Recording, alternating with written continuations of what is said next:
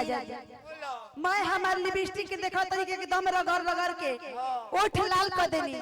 काहे के हमार लिपस्टिक वाला करत तनी राजा जी रहे तीरे वो देखब तो लो भाई हां हां हां हां पिंकी ये न है करे में दूगो पैतरा बा दोगुन के भी ठेका बा जाता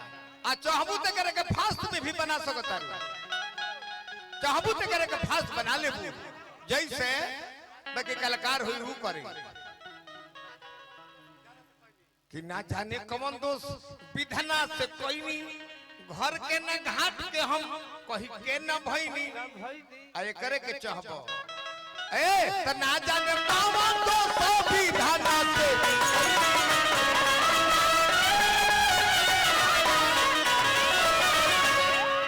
भाई कुंदन सिंह आए रोहन साझे हो एगो माला भी नहीं खींच देले हमारा मित्र परिवार से भाई कुंदन सिंह के चाहते रहे जहाँ भी हो अगर रही जा तो तने हमारा मंच पर आई दो तो ना जाने कौन दोस्तों भी धाना से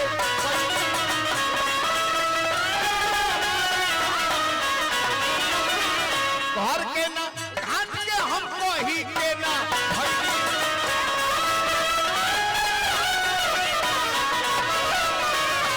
बारूद हल्का नहीं काम बर्ग हल्का नहीं काम उभरी का करे ले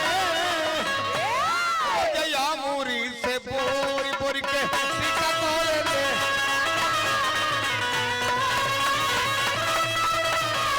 रोजया मूरी से बोरी बोरी के टीका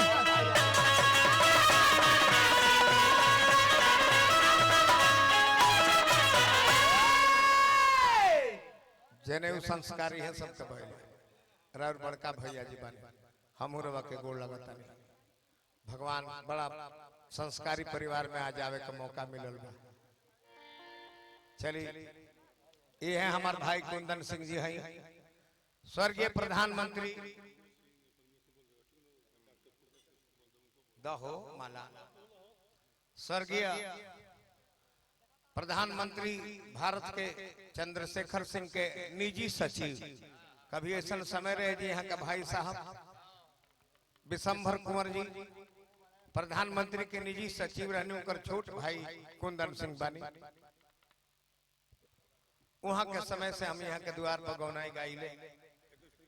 21 तारीख के वही के बाद यहाँ के इनाम जो देनी है जिला पंचायत सदस्य के नाम पर भी देनी है जेकरा पत्नी खड़ा भइल बड़ी विनय सिंह जी और डॉक्टर भूपेश सिंह के नाम पर भी दिले बने हार्दिक अभिनंदन शुभकामना काजी अरे दिन में ना तो हम जी रात में होई न दिन में तोरा के बताई हां तू हूं आई हां ए द्वार पर कितना तारा से भिखारी जुटल तो देखल ही नहीं हां इकर निमक तोरा बेलहरी के राम हमारा जिनकर निमक तारा मुंह में ना गइल तो लाद में जरूर हुई तारा पेट में बाई कर निमक बटे ते निमक उगिले मेहनी के को घर लगी इ तब दुगो अंगुरी ढुका दे तेरे से भीतर गोब दे उगिल देते से कहत रे का बे हम ना कइले नहीं है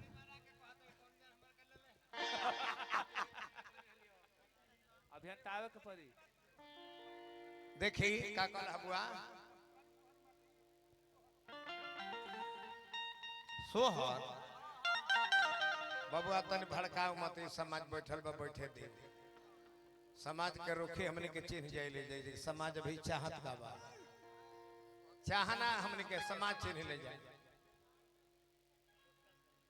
अच्छा ये हमरा छोटका सेहनपुरा के बने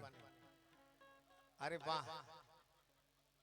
ओजा भी कार्यक्रम होला एगो ऐतिहासिक कार्यक्रम होला में एक से एक कलाकार गौनिहार शशि बावला जी जौना गांव के बानी श्री राम मिश्रा पहले के व्यास बानी और पोखरा पर परम बाबा सेवा समिति के द्वारा आयोजन होला कार्तिक के पूर्णिमा के बिहान भइला जने में हर कई बार भाग लेले बने हम बताई न हो भाग लिया ओलब हम कहलिए कोई नहीं इनकर केहू नहियो जानत रहे आए बार लागत रे मिठू बिया माने के हम 12 गो झाल लगे बने तो जो झलवहिया बने उतने हमर मसाज बजावे बना जान ना तो बिगाड़ दे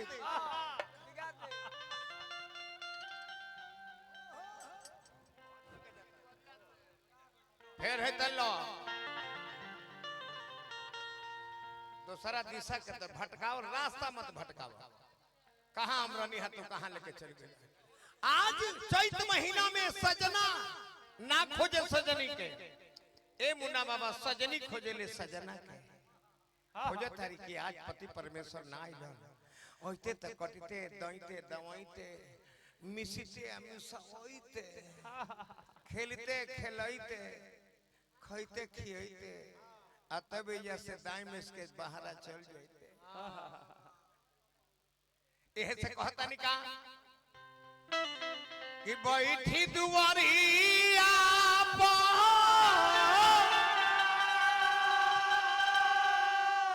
अरे झांखेली गुजारिया से भेजला न पातावा खबरिया बोलामू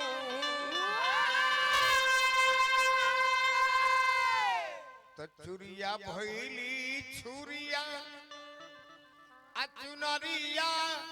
कफनिया से माहुर लागे पुरिया जौरिया बोलामू।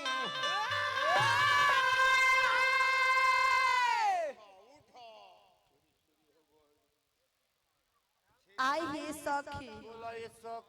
काई दुख कही, ई दुख कहले कहाता न कहला बिना रहाता। ए सखी पाछर के लहंगा देह पर महंगा लागत है। खोल दे लहंगा। ए सखी कलाई में के चूड़ी बात देवन छुरी नियन चुभता। चैत के महीना चढ़ल बा का कही ए सखी महुआ देखा तो के टॉप टॉप चुअता। चाना होने अलगे मुंह बा देले बा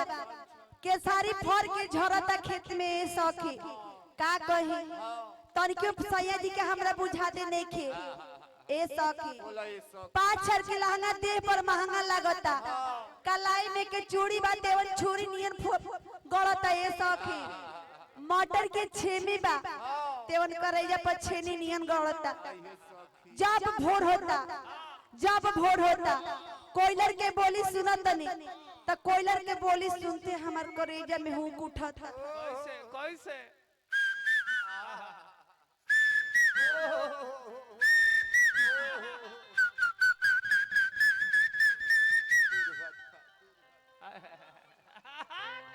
तरीका नहीं नहीं चलने दो। जिस जगह पर गीत के मेन मुखड़ा पर चल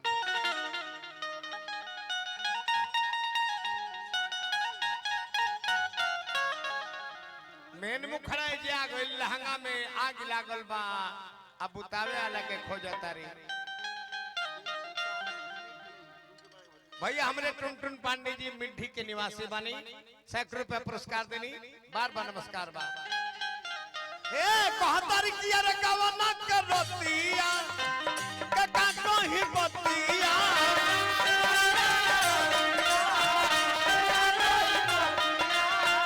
पागल मल पगी लागत परी लागल लागल हमारा लागल बा हमरा लागल बा हमरा लहंगा में लागल बाटे आगी बुतावे तोहरा आवे के परी।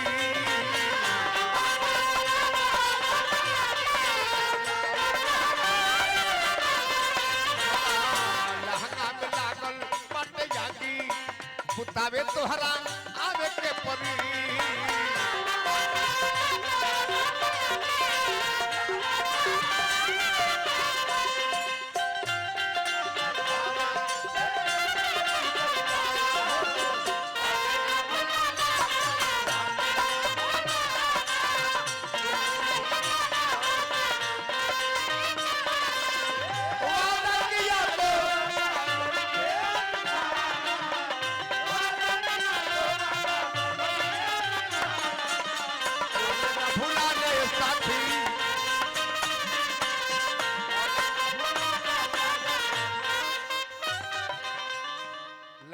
आगे लागल बा, अगर कहतू तो हम 100 नंबर पर फोन करके दमकल मंगा देती, फायर ब्रिगेड आके बुता सकता। ए देवर बाबुआ रउआ का बतियावतनी, जवानी के आग जवन लगल बा तेवन पानी से बुताए वाला बा, पानी से ना बुतिए राजा जी। रउआ तो जानते बानी कि जवानी के आग पानी से ना बुझ सकेला। अभी खा बुझा गल गायत्री बाबा कहले रहे कि पुराना करी है दूध जरूरत पानी के, अब पानी से ना बुझी आग जवानी के। वो दिन तारा बुझाई जहिया लोरहा से गहना थुराई सोना चांदी के, अब जान गनी के तोरा देही में किथी के आग लगल बा। जवानी के आग तो जवानी के आग पानी से ना बुताला, जवानी के आग बुतावे खातिर एगो जवान मर्द के जरूरत पड़ला। उ जब आई आ देह में देह जोर दी तबे जवानी के आग बुता ले। तो है कहतारी का कौन मजबूरी बा बनौल कहे दूरी, अंगना में कंगना खन के तेजिया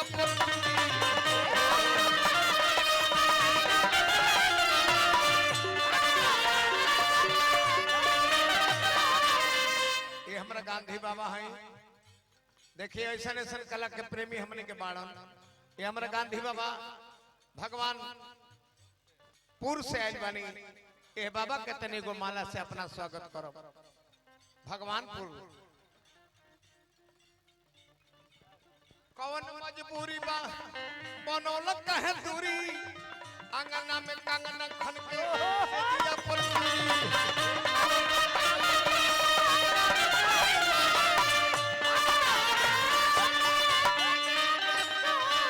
कैसे रही घर में तुमर में, अरे पागल मन पघी लगे के परी हमरा लहंगा में लागल बटी जागी, हमरा लहंगा में लागल बटी जागी, बुतावे तोहरा आवे के परी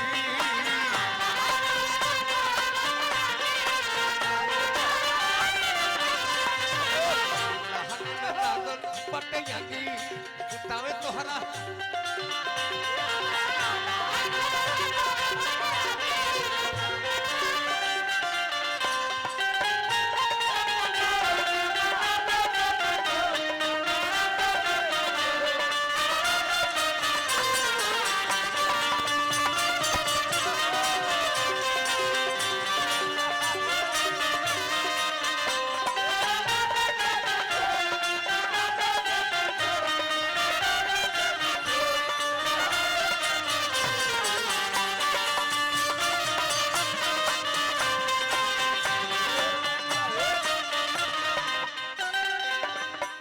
ठेकैचा बदल दा अपन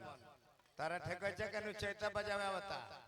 अनु ठेका बजावता गीत में उ धाई धाई पीट के जहे मोहम्मद बिगाड़ देता रहो। उनका के बदल दो,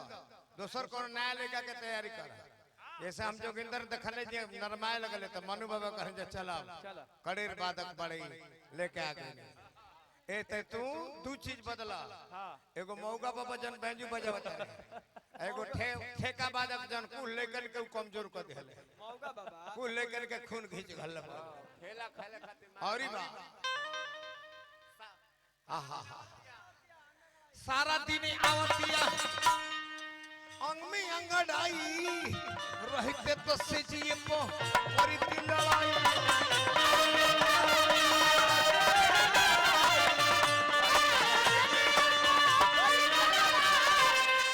कौना सुहागिन के साथ ना हो,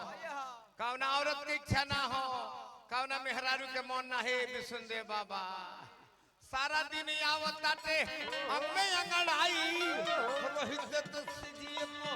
और मिलाई।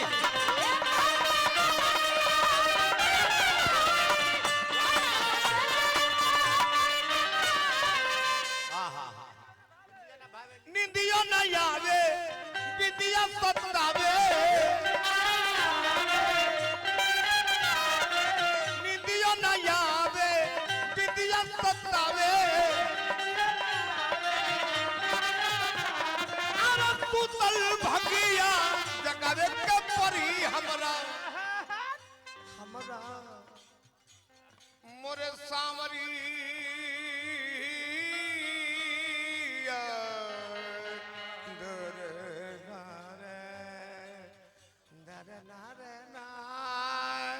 नरे नारे नारे नारे नरे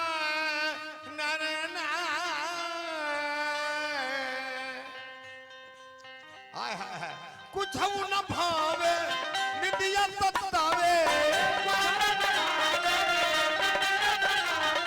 अरे तू तल भागिया तकवे के परी हमरा लहंगा में लागल बाटिया हमरा लहंगा में लागल बाटिया बतावे तोहरा आवे के परी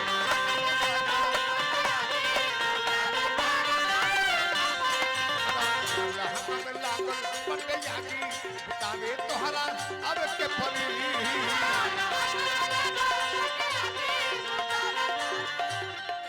अभी अभी हमारा मुन्ना बाबा मारुति पांडे जी भुआल छपरा चट्टी के मलिकार और हमारा मुकेश तिवारी जी ग्राम मलकपुरा के सज्जन से हजारों हजार रुपया पुरस्कार देने आजा आजा बबुआ हे में आजा देखो ई कलाकार राखल बड़े कैसन कैसन नेशनल कलाकार है मंडली में रहे फिल्म सिटी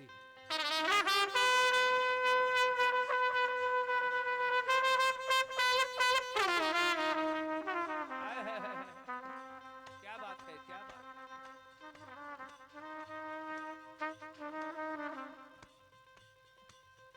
Thank you.